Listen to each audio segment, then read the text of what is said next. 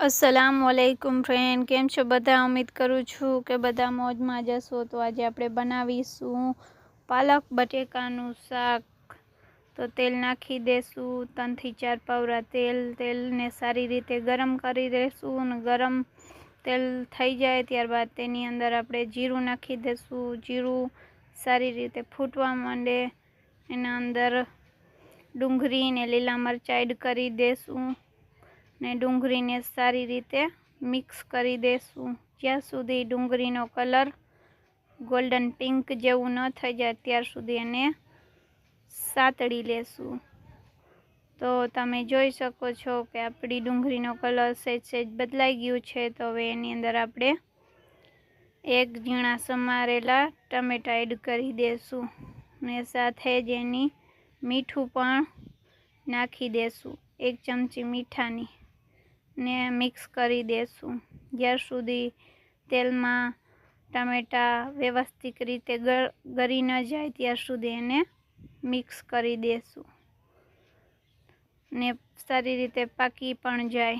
તો તમે જોઈ શકો છો કે ટામેટા ઘણા સોફ્ટ થવા માંડ્યા છે। તો હવે એની અંદર આપણે બટેકા એડ કરી દેશું ને એની સાથે જ પાલકને પણ નાખી દેશું।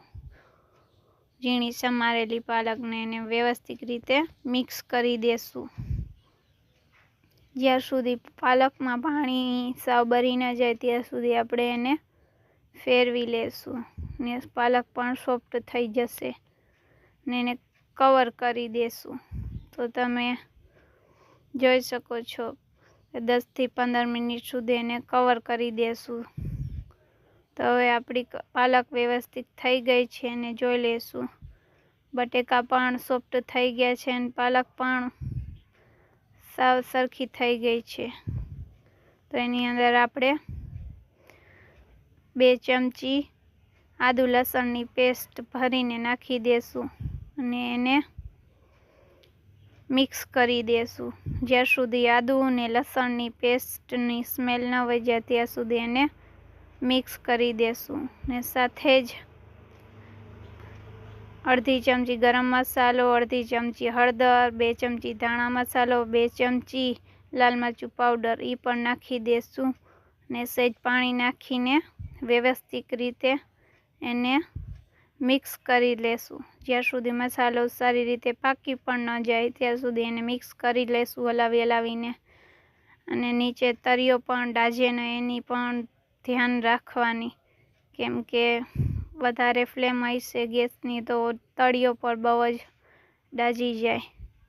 તો તમે જોઈ શકો છો કે આપણી પાલકનું કલર સાવ અલગ થવા માંડ્યું છે અને માથે પણ તેલ આવી ગયું છે। તો 1 ગ્લાસ ભરીને પાણી પણ સાથે જ નાખી દેશું ને એને મિક્સ કરી દેશું ને 5 મિનિટ સુધી એને કવર કરી લેશું તો પાણી પણ બળી જાય। તો તમે જોઈ શકો છો કે 5 મિનિટ આપણી થઈ ગઈ છે ને આપણી પાલક પણ રેડી થઈ ગઈ છે સારી રીતે। તો હવે આપણે એની પ્લેટિંગ કરી લઈએ પાલકની।